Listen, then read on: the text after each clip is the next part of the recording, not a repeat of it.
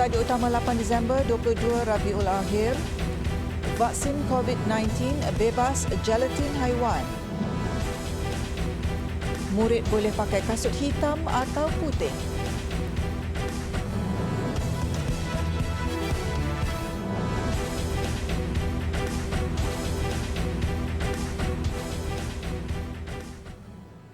Bismillahirrahmanirrahim. Assalamualaikum warahmatullahi taala wabarakatuh. Berita Al-Hijrah malam ini bersama saya Azizah Arifin. Umat Islam disaran menerima vaksin COVID-19 diperakui Pertubuhan Kesihatan Sedunia WHO. Berikutan ia kaedah lebih berkesan untuk menyelamatkan nyawa dan bukan bersumberkan gelatin haiwan. Memetik Berita Harian, Mufti Kedah Datuk Syekh Fazil Awang sebagai berkata, pihaknya juga difahamkan kandungan vaksin berkenaan bukan daripada sumber gelatin haiwan, sebaliknya ia daripada unsur lain. Katanya dalam mesyuarat jawatan kuasa muzakarah khas bersama Mufti baru-baru ini, Wakil Kementerian Kesihatan menjelaskan kandungan vaksin COVID-19 yang bakal diterima bukan daripada sumber gelatin binatang. Tambah beliau, pegawai KKM menyatakan keyakinannya vaksin COVID-19 adalah halal daripada unsur lain. Datuk Syekh Fazil mengulas mengenai golongan tertentu yang ragu-ragu mengenai penggunaan vaksin COVID-19. Beliau berkata Islam sangat menitik beratkan penjagaan diri dan nyawa dengan setakat ini kaedah menggunakan vaksin lebih berkesan. Justru katanya umat Islam tidak dapat mengelak untuk menggunakan vaksin COVID-19 demi menjaga diri dan nyawa. Perkhidmatan deposit simpanan tabung haji TH di semua kaunter pejabat pos akan ditamatkan bermula 2 Januari 2021. Sebagai alternatif, para pelanggan boleh melakukan perkhidmatan itu secara dalam talian melalui pos online www.postonline.com.my. Melalui hantaran di laman Twitter rasminya Post4U, Pos Malaysia menghargai sokongan dan mengalung-alungkan kunjungan pelanggan. Untuk sebarang pertanyaan, hubungi menerusi Aspos di hyperlink www.post.com.my.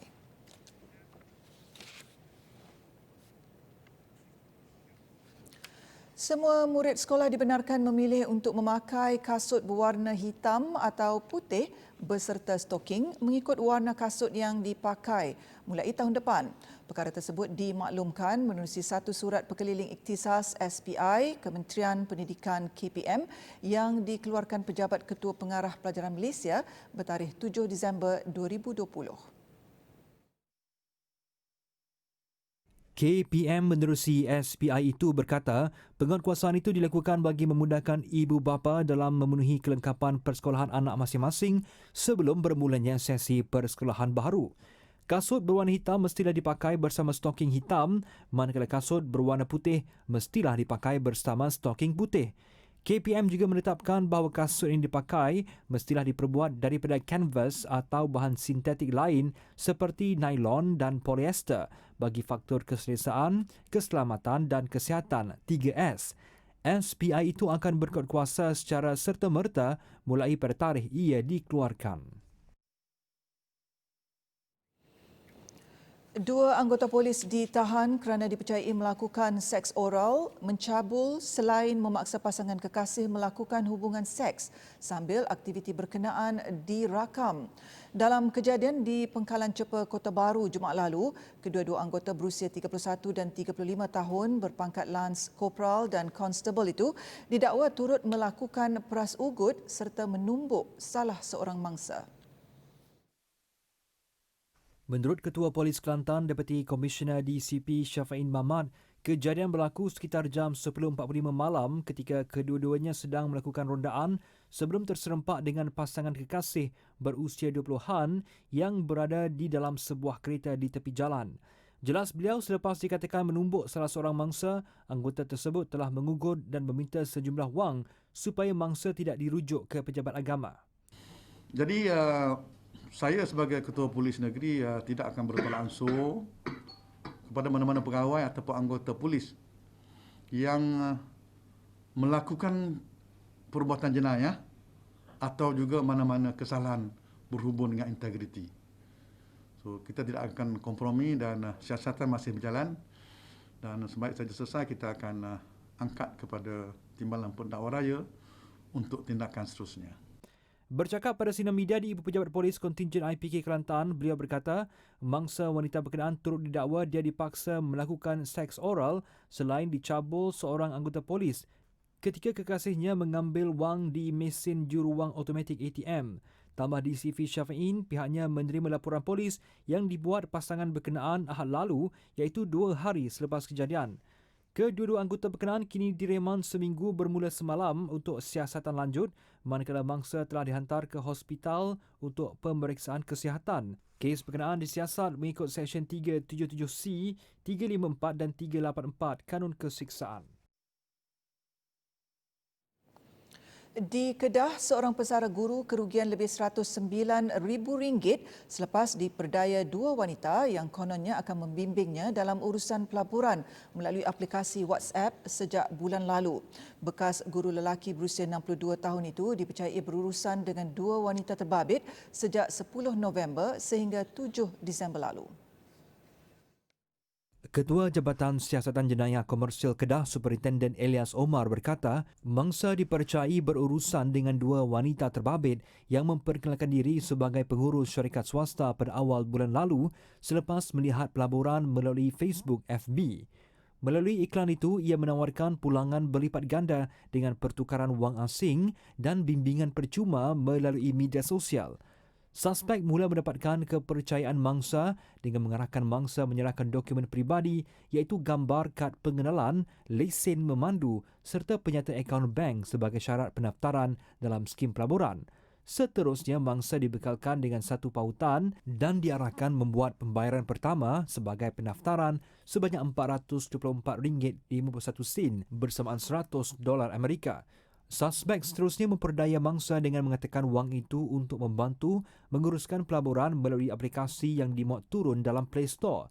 Beliau berkata perkara itu menyebabkan mangsa membuat 5 lagi transaksi secara berperingkat sehingga mencecah jumlah RM108,727.09. Bagaimanapun, penipuan itu mula disedari mangsa apabila gagal mendapat pulangan yang dijanjikan oleh pembimbing pelaburan pada 4 Disember lalu. Mangsa kemudiannya membuat carian maklumat syarikat itu lalu mendapati ia adalah sindiket penipuan. Elias berkata berikutan itu mangsa membuat laporan polis di IPD Kubang Pasu 7 Disember lalu. Berikutan itu satu kertas siasatan dibuka mengikut Seksyen 420 Kanun Keseksaan kerana menipu. Seorang pembantu Perikanan Pengurusan Sumber Jabatan Perikanan Perlis mengaku tidak bersalah di Mahkamah Session Kuala Lumpur atas pertuduhan gagal memberi penjelasan mengenai pemilikan harta lebih RM368,000 dalam akaun bank miliknya. Menurut pertuduhan, Muhammad Zainal Murad, 50 tahun yang kini digantung kerja, didakwa tidak dapat memberi penjelasan yang memuaskan berkaitan pemilikan harta alih iaitu wang sebanyak RM660,777. Ia membabitkan akaun-akaun bank dan tunai yang dimilikinya. Jumlah itu menunjukkan harta berlebihan sebanyak RM368,162 setelah diambil kira gaji sekarang dan sebelum ini. Perbuatan didakwa dilakukan di Ibu Pejabat SPRM Putrajaya pada 30 Januari lalu. Pendakwaan dibuat mengikut Seksyen 36(3) Akta SPRM 2009. Jika sabit kesalahan, penjara maksimum 20 tahun dan denda tidak kurang 5 kali ganda nilai suapan atau RM10,000 mengikut mana-mana yang lebih tinggi. Kes akan disebut semula 7 Januari tahun depan. Di Johor, bungkusan dadah dimasukkan ke dalam tong minyak sebelum dihantar ke Indonesia bagi mengaburi mata pihak berkuasa. Taktik terbaru itu terbongkar selepas 3 individu termasuk warga Indonesia ditahan dalam 4 serbuan berasingan. 31.2 kilogram syabu bernilai RM1.4 juta dirampas. Serbuan dijalankan sekitar Kota Tinggi dan Johor Bahru pada Ahad dan Isnin. Ketua Polis Johor Datuk Aib Han Maidin Piche berkata, kesemua suspek berusia lingkungan 33 hingga 46 tahun. 2 daripada suspek didapati positif metamfetamin, juga mempunyai rekod jenayah lampau berkaitan tipu dan curi. Modus operandi yang digunakan oleh sindiket ini tuan-tuan adalah dengan menyembunyikan dadah dalam tong jerrycan bagi mengaburi mata pihak berkuasa sebelum dihantar ke negara jiran iaitu ke Indonesia tuan, dengan menggunakan bot melalui jalan laut. Sindiket ini aktif sejak Mac tahun ini tuan. Turut dirampas kereta jenis Honda Civic, Dato' Aib Han percaya sindiket ini ada kaitan dengan sindiket dadah yang beroperasi di Indonesia. Kesemua suspek direman 7 hari sehingga 13 Disember. Kes disiasat di bawah Seksyen 39B dan Seksyen 15-1-A Akta Dadah Berbahaya 1952. 3 premis haram yang beroperasi di tanah milik Kerajaan Selangor diroboh dalam satu operasi oleh Pejabat Tanah dan Majlis Perbandaran Selayang MPS berdekatan sungai di Taman Garing Permai Rawang. Yang di-Ketua Majlis Perbandaran Selayang MPS Syamsul Syahril Badliza Muhammad Noor berkata, walaupun terdapat provokasi, pihaknya tegas mengambil tindakan ekoran tiada sebarang respon yang diambil oleh pemilik premis atas notis yang dikeluarkan. Kita lihat yang ada pihak mempertikaikan kerana ini tanah hak milik. Ini bukan tanah hak milik, dah jadi tanah kerajaan. Itu sebabnya Pejabat Tanah, saya dimaklumkan, telah mengeluarkan beberapa kali notis dan juga termasuk juga MPS lah. MPS juga dah mengeluarkan beberapa notis supaya mereka mengosongkan kawasan ini. Tapi mereka engkar lah buat dengan arahan yang kita berikan, dan hari ini kita buat operasi perubahan di mana di bawah Seksyen 425 Kanun Tanah Negara, ini itu di bawah Pejabat Tanah lah. Katanya, premis membabitkan satu stor menyelenggara dan membaiki jentera berat, stor barang lusuh dan sebuah syarikat yang mengendalikan kandang lembu serta reban ayam masih degil meneruskan operasi mereka sejak 5 tahun lalu walaupun pelbagai notis serta arahan mengosongkan premis diberikan termasuk yang terbaru minggu lalu. Di samping itu, perobohan terbabit hanya melibatkan sebahagian struktur premis sahaja. Pihaknya memberi peluang 2 hari kepada pemilik premis untuk memindahkan jentera berat bernilai tinggi serta barang penting mereka yang lain. Bagaimanapun setakat hari ini tidak ada kesan pencemaran dari 6 kilang atau bengkel yang telah dirobohkan. Justru agensi kerajaan seperti Rizab Sungai, Jabatan Pengairan dan Saliran, Pejabat Tanah serta MPS akan sentiasa memantau supaya tanah milik kerajaan ini tidak diceroboh lagi.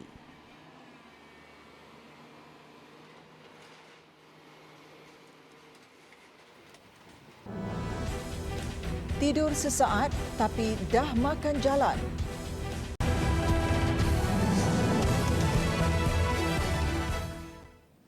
Alhamdulillah bertemu kembali. Kerusi Menteri Besar Perak yang ke-14 masih belum terisi. Sultan Perak Sultan Nazrin Muizzuddin Shah menitahkan semua ahli Dewan Undangan Negeri ADUN dari Parti Peribumi Bersatu Malaysia Bersatu dan PAS menghadap baginda di Istana Kinta siang tadi. Ahli Dewan Negara Perak, Datuk Seri Anwar Zaini berkata, kesemua ADUN itu dititah menghadap bagi mendengar pendirian mereka dalam penubuhan kerajaan Perak yang baharu. Duli Yang Maha Mulia menerima maklumat dan status terkini dan dipersembahkan, dan Duli Yang Maha Mulia perlu diyakinkan bahawa perkara yang disembahkan itu perlu dibuktikan terlebih dahulu.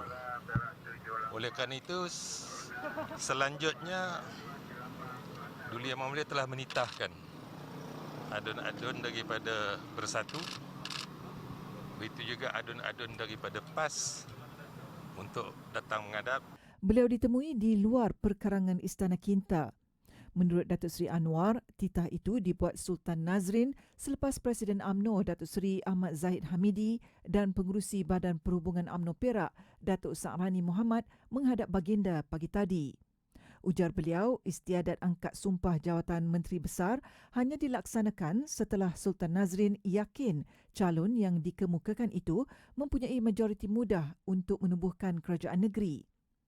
Sementara itu, Datuk Seri Ahmad Zahid berkata UMNO telah menyembah maklum nama calon Menteri Besar Perak kepada Sultan Nazrin. Pengumuman untuk nama calon Menteri Besar Perak itu akan dibuat oleh tuanku sendiri, dan sebarang kenyataan selepas ini semuanya akan dikeluarkan oleh pihak istana. Kita telah persembahkan dan saya amat yakin majoriti sokongan itu lebih daripada mencukupi. Ujar Datuk Seri Ahmad Zahid, UMNO yakin telah mendapat majoriti yang mencukupi untuk membentuk kerajaan negeri Perak yang baharu. Ketika ini, Adun Kota Tampan, Datuk Sa'rani Mohamad disebut-sebut sebagai calon Menteri Besar Perak yang baharu.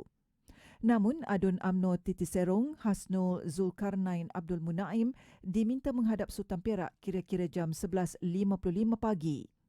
Sementara itu, Adun PAS menangguh menghadap Sultan Perak. Manakala Bersatu Perak setakat petang tadi belum berpeluang memohon menghadap Sultan Nazrin kerana belum menerima titah menghadap secara rasmi daripada Istana Kinta.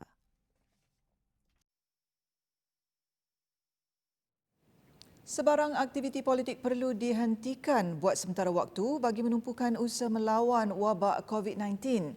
Penyelidik Pusat Kajian Demokrasi dan Pilihan Raya Universiti Malaysia UM, Profesor Dr. Awang Azman Awang Pawi berkata, ini bukan masa yang sesuai untuk menjayakan agenda politik yang tersendiri untuk mendapatkan kuasa memerintah. Apapun yang berlaku, kalau boleh, biarlah COVID-19 ini sudah reda, sudah tidak lagi dianggap ancaman. Di situlah barulah mereka boleh berpolitik sepuas-puas hati mereka. Setakat ini, kalau boleh, biarlah pihak yang cuba melanggar mandat rakyat tersebut sedar bahawa ini bukan masa untuk berpolitik. Tambahnya, perebutan kuasa antara parti politik yang berlaku di tengah-tengah kemelut pandemik COVID-19 adalah keterlaluan. Jelasnya, isu seperti lompat parti dan undi tidak percaya oleh ahli politik tertentu menimbulkan kemarahan dan rasa muak kepada rakyat yang telah memilih mereka melalui pilihan raya yang sah. Kesannya, jika rakyat sudah tidak ambil peduli tentang politik negara disebabkan sikap ahli politik tertentu, kita akan lihat bahawa perkembangan demokrasi di negara kita tidak akan menjadi kukuh. Apabila rakyat sudah muak dengan politik, maka menyebabkan mereka protes dan yang lebih teruk lagi, kemungkinan mereka juga akan tidak turun untuk mengundi. Jadi proses demokrasi menjadi terencat dan ini tidak bagus untuk masa depan negara kita. Tambahnya, situasi politik yang tidak menentu juga menimbulkan kebimbangan pelabur luar untuk melabur di dalam negara, sekaligus tidak membantu dalam memulihkan semula ekonomi negara yang terjejas akibat COVID-19. Justru setiap ahli politik perlu menerima hakikat dan bersabar sehingga negara pulih sepenuhnya daripada wabak berkenaan. Microslip undang kemalangan maut. Pemandu berasa hanya terlena beberapa saat, namun yang sebenarnya lebih dari itu.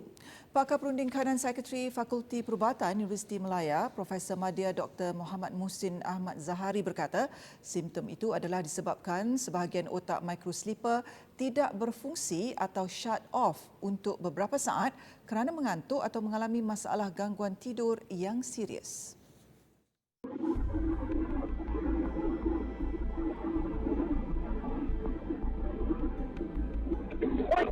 Tambah beliau, ia menyebabkan keboleh ingatan seseorang itu semakin berkurang dan tidak sedar dengan apa yang sedang dilakukan.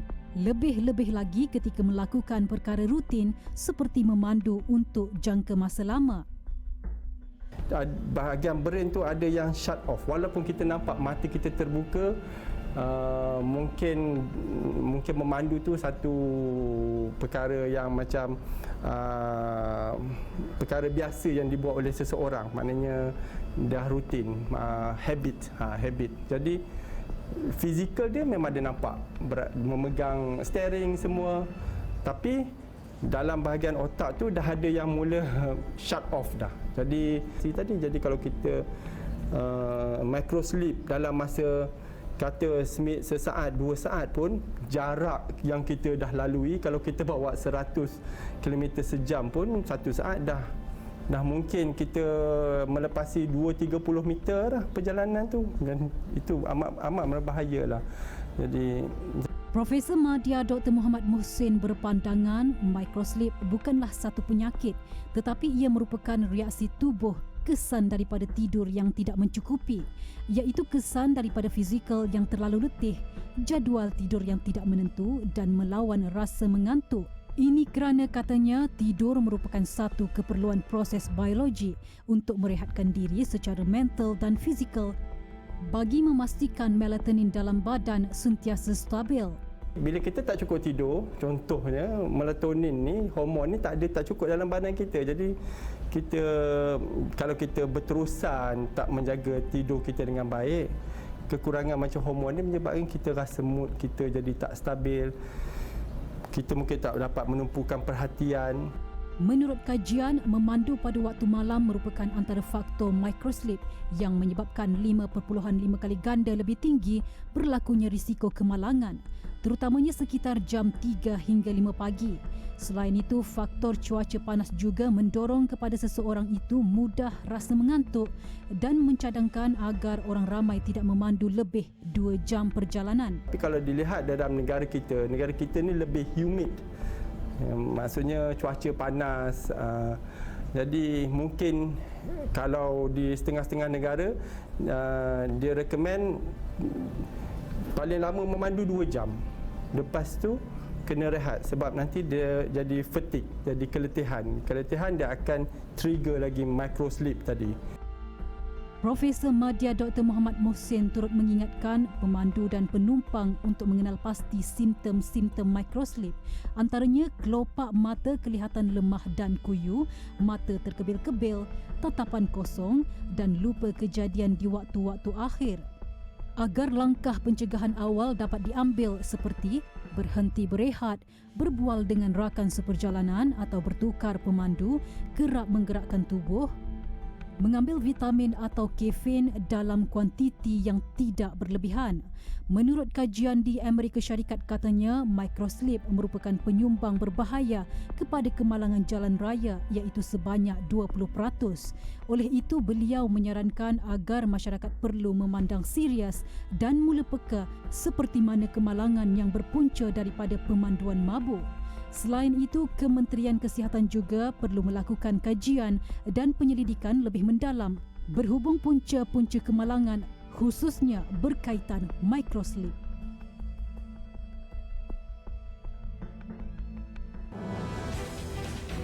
Nenek 90 tahun penerima Pfizer pertama. Alhamdulillah, bertemu kembali. Sedikit perkembangan laporan luar negara. Seorang nenek berusia 90 tahun dari Britain menjadi individu pertama di dunia menerima vaksin COVID-19 buatan Pfizer. Margaret Keenan menerima suntikan tersebut di Hospital University Coventry, Tengah England.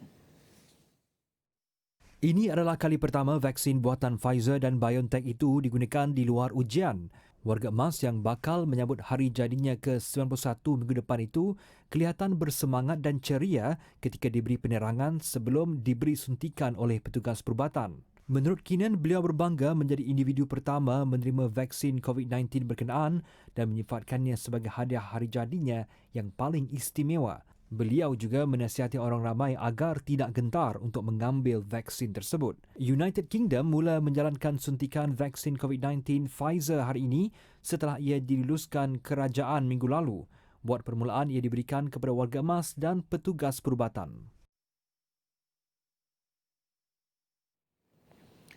Perdana Menteri New Zealand Jacinda Ardern memohon maaf kepada umat Islam di negara itu susulan laporan Suruhanjaya Siasatan Diraja yang mendapati kerajaannya terlalu fokus kepada ancaman pengganas Islam sehingga terlepas pandang ancaman kumpulan pengganas lain. Laporan itu dibuat susulan insiden tembakan yang mengorbankan 51 umat Islam di Christchurch 15 Mac tahun lalu. Laporan siasatan diraja yang dikeluarkan hari ini turut menyebut pihak polis gagal dalam memantau penguasaan lesen senjata api. Pihak berkuasa juga dilihat tidak mengindahkan aduan mengenai peningkatan sentimen anti-Muslim dan jenayah kebencian yang disuarakan umat Islam negara itu sebelum insiden itu berlaku. Laporan siasatan diraja itu turut mencadangkan agar satu badan risikan dan keselamatan baharu ditubuhkan dan melantik menteri yang bertanggungjawab untuk menyelia pelaksanaan 44 cadangan laporan itu. Walau bagaimanapun laporan itu menyebut tiada kelemahan dalam agensi kerajaan dalam mengesan dan menghalang serangan mengejutkan itu. Pada Mac 2019, seorang penyerang warga Australia bersenjatakan senapang melepaskan tembakan rambang di 2 buah masjid di Christchurch, mengorbankan 51 nyawa dan mencederakan 40 yang lain. Penyerang Brenton Tarrant yang merupakan pengganas white supremacist dijatuhi hukuman penjara seumur hidup tanpa parol. Luangkan masa sejenak, renunglah nasib sebahagian daripada kita yang cukup menderita akibat pandemik COVID-19. Sama-samalah kita rasai keperitan hidup mereka yang tua, kanak-kanak, bayi dan yang cacat serta uzur. Hulurkan sedikit daripada rezeki kita untuk meringankan sedikit beban mereka. Sedekah pencetus barakah.